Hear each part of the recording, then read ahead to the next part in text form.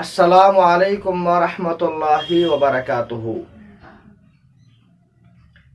بہتر اور افضل یہ ہے کہ قربانی کے گوشت کو 3 حصوں میں تقسیم کریں۔ ایک حصہ اپنے لیے رکھے اور ایک حصہ یتیموں، غریبوں، بیواؤں، مسکینوں، فقیروں میں تقسیم کریں، اور ایک حصہ جو ہے دوست اور احباب، رشتہ دار جو ہے ان میں تقسیم کریں۔ لیکن یاد رکھیں، یہ جو تقسیم ہے یہ فرض، واجب اور ضروری نہیں ہے۔